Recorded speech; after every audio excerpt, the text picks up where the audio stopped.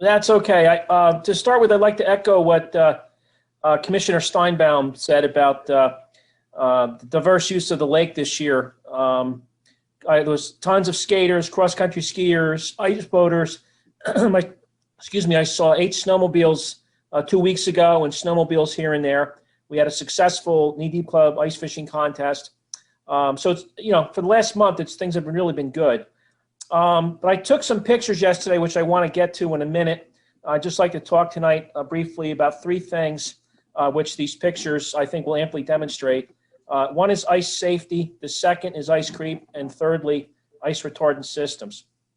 And again, before we look at these pictures in detail, I'd like to provide a brief report of ice history in 2021.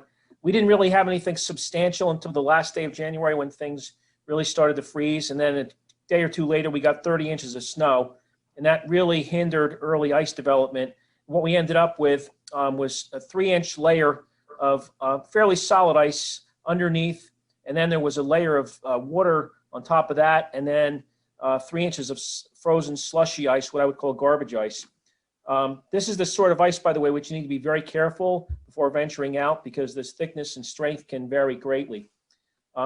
These conditions stayed around until the heavy rains came about 2 weeks ago, which caused the snow to melt. And now we have in Davis Cove, in the main lake area, about 8 inches of solid ice as of yesterday. And it's held for the last 2 weeks or so at a steady 8 inches of ice.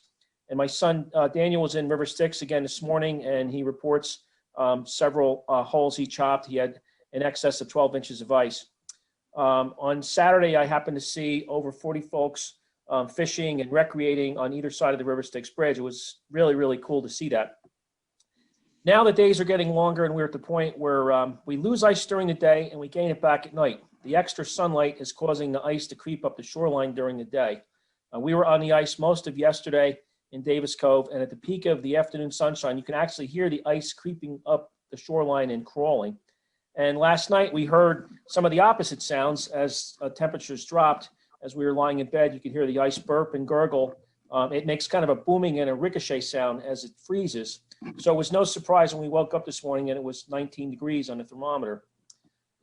However, this is eventually all going to end, and it's going to warm up to the point where the ice will recede from the shoreline, and eventually what you'll see out there is a death gray look. It will free up from docks, piers, and cribbing.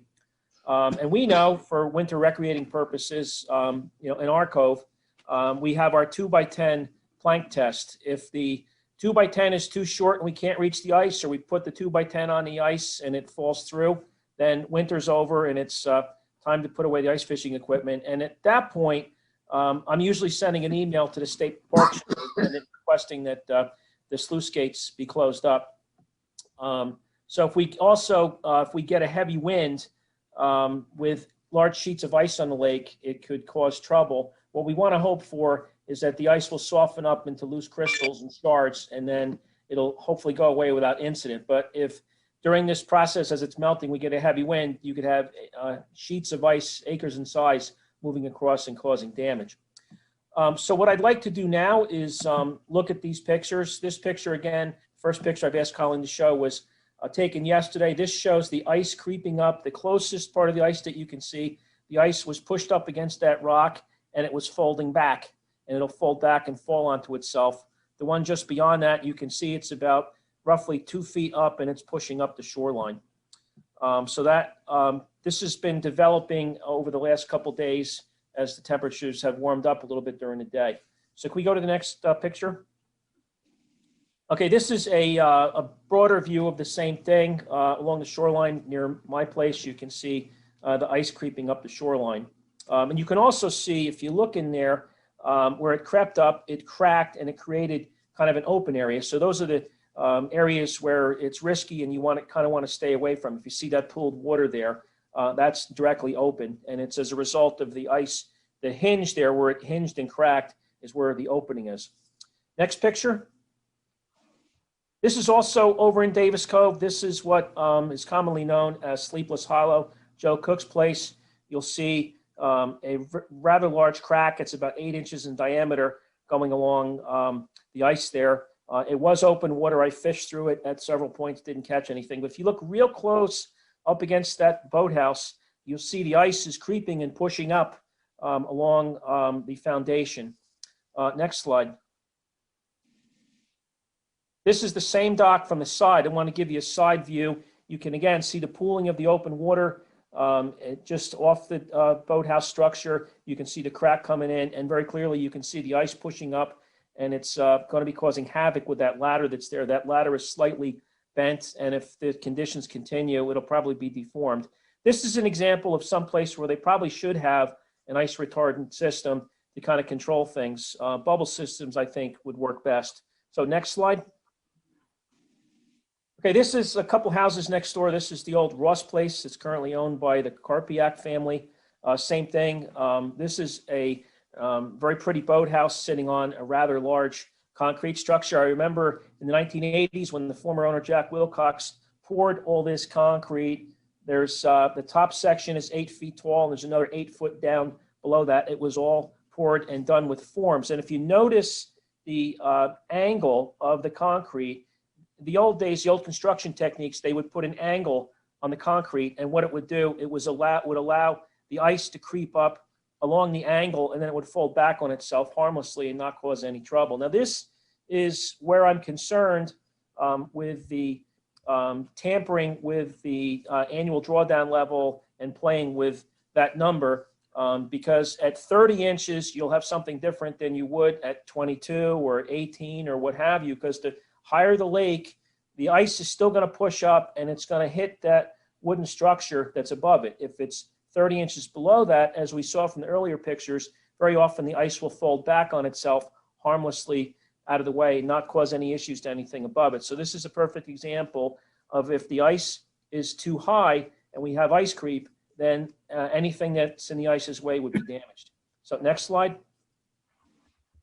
Okay, this is the same dock, a bit closer. You can see how the ice is just kind of wedging and pushing in here. And she probably should have an ice retardant system there. Bubble system would be good.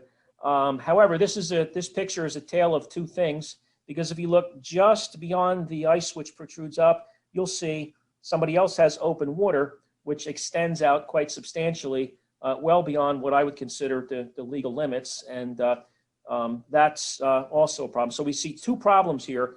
This is a perfect juxtaposition of two problems. One, what happens when you don't have an ice retardant system, and number two, when you have one which is way too much. So two opposites. I think we have one more, or maybe two more. This is the Karpiak boathouse. Again, just another angle. You can see it pushing up against the corner of that concrete and creeping up the concrete. And again, the open water just beyond it. You can see that gray boathouse and some of the docks. You can see how long they are, and you compare that length to the open water that's very clear there. You can very clearly see that that's a problem. And that's exactly what I'm worried about. If we were to have a quick refreeze, because the ice around here is 8 inches, and if we had a quick refreeze where that open water is and we had a dusting of snow, somebody could fall in there and drown. So that's a perfect example of a potential problem. That it's a latent problem in development. We probably won't have it refreeze because it's a little late in the season. We probably won't have any more additional snow where we have to worry about that. But go back in time another month, and that could present itself as a safety concern. Next slide.